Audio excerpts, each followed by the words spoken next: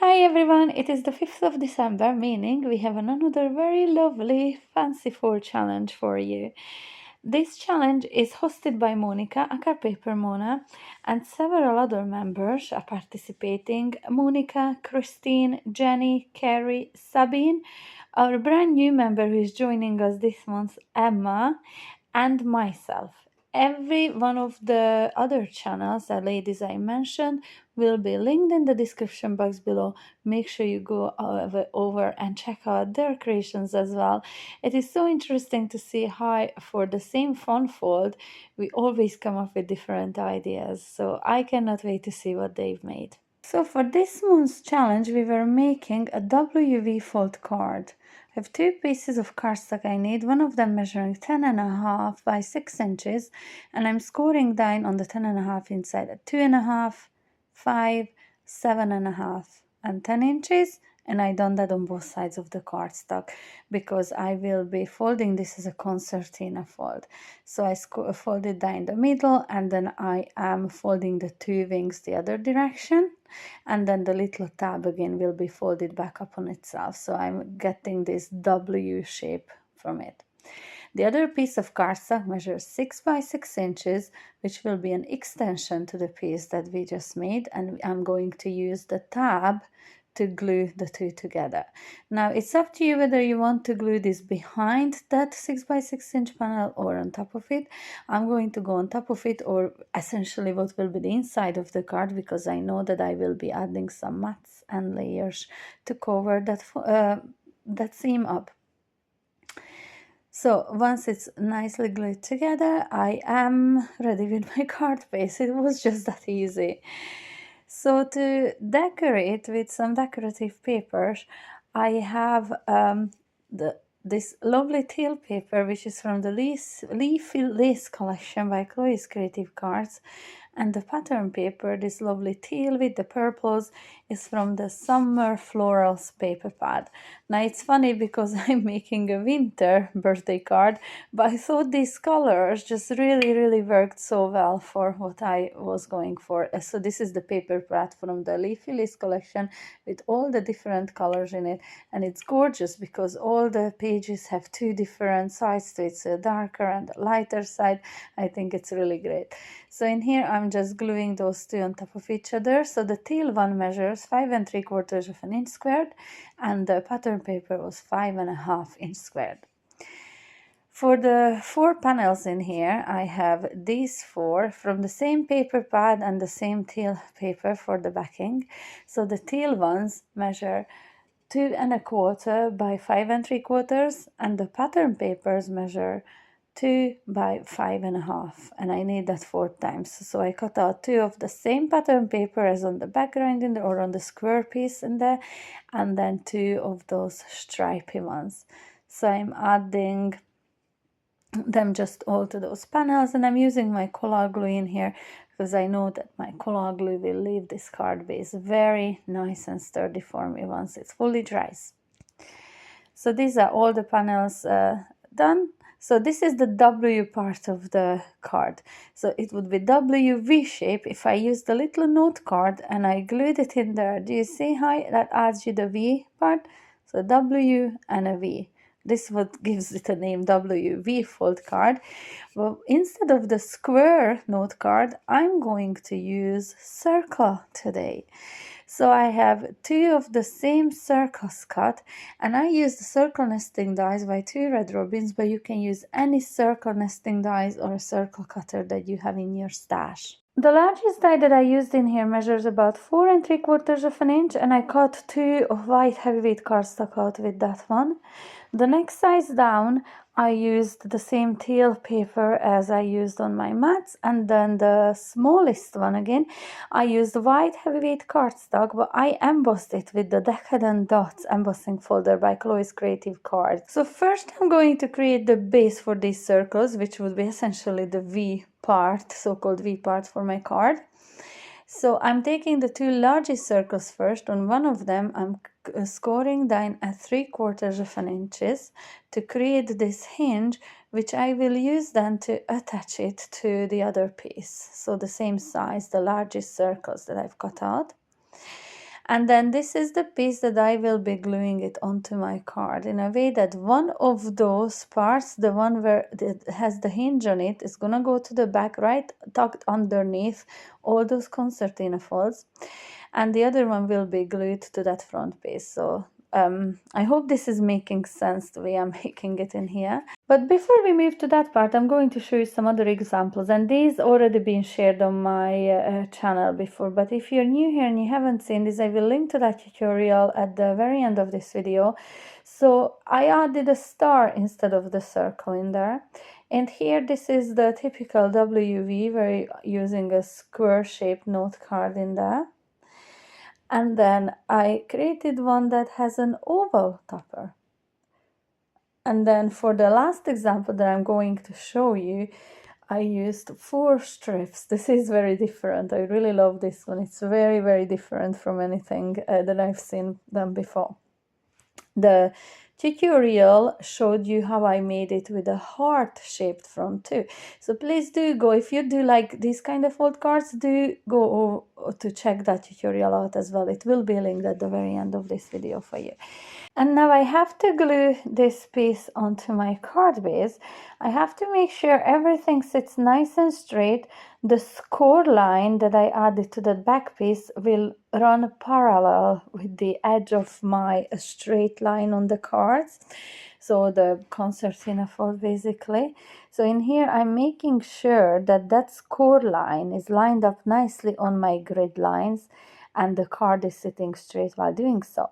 So now I'm adding my glue just behind that first circle, and I just drew a faint line with my pencil just to make sure that I do not go outside of those lines with my glue.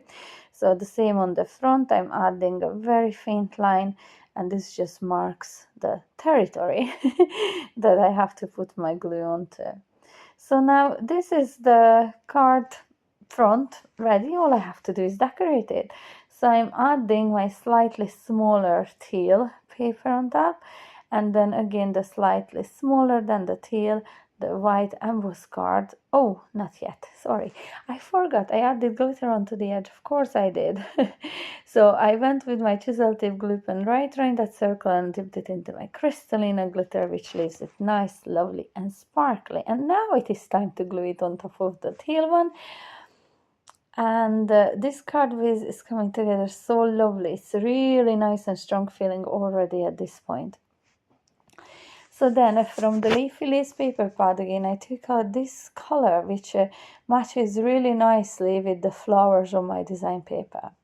So I have the Winter Wonderland poinsettia die set, which I've not yet used before, and I was so excited to start using this. This comes with stamps and dies. Today I'm only going to focus on the dies and not be using the stamps today for this card. Now, I want these to be sparkly though, so what I'm going to do, I'm going to take a full A4 sheet of double-sided sticky adhesive sheet, and I am going to stick it on top of that paper. And of the paper, again, I'm using the darker side. It is a gorgeous, gorgeous color. And now that I have the sticky, double-sided sticky adhesive stuck to it, I can go ahead and die cut all the different flowers. Now I will die cut way more than what I need today. Once I added the sticky on it, I didn't want to waste it at all. So I've die cut extras, which I will be using up this festive season. You see how many I have there cut out of that sheet. And today I will be using 3 of the larger ones, 1 of the medium and 1 of the small sizes. All the rest of them can go into my stash for a future use. So I'm going to peel back all that white backing from the sticky sheet. Now all that was exposed was sticky, and I just dipped it into my Crystalina glitter again. And once I take it out, I am left with that really lovely and sparkly purple flower. I bring it up close here. Just look at that gorgeous sparkle. Like, this is next level. I absolutely love these dies. And when they're glittery, even more so. So off camera, I done all the rest of these layers, and I'm just going to pinch down on all the layers of all the petals, just helping it with my nail in the middle, and then I'm just pinching it upwards. So I'm just gonna go around all the other petals as well, and I'll do that off camera. It would be very boring just to keep doing this for you to watch. But once these are done, I'm going to then layer these on top of each other using hot glue and offsetting each layer from the one below. Now, if you haven't seen our challenge yet, we do have a Facebook group as well where you can share your makes. It will be linked in the description box below.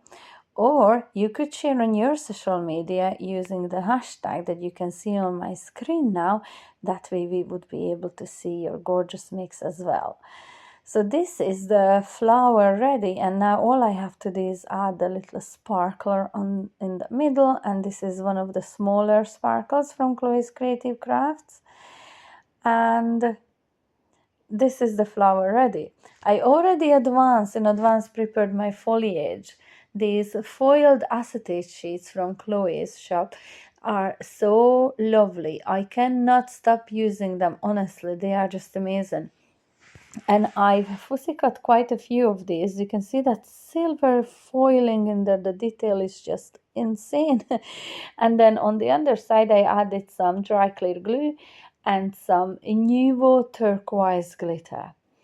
So I prepared a few of these. So this is the Nuvo glitter that I used. It is super, super sparkly. It's just gorgeous. And then I have 3 foiled just silver foiled leaves or foliage cut out too, with no glitter on it. So in here I'm just playing what way do I want to arrange these and what way do I think they sit the best. So once I find some kind of a solution that I liked, I just added a little bit of a hot glue. Now this acetate is not heat proof, so when you're adding hot glue, just be careful because they kind of go very floppy. But yeah, I'm well used to them by now, and I absolutely love using them. I know a lot of people do prefer silicone glue or 3D gel glue. I just like my hot glue. I love the instant bond it gives. So I brought in some bling, and I added some lovely purple rhinestones into areas of that circle.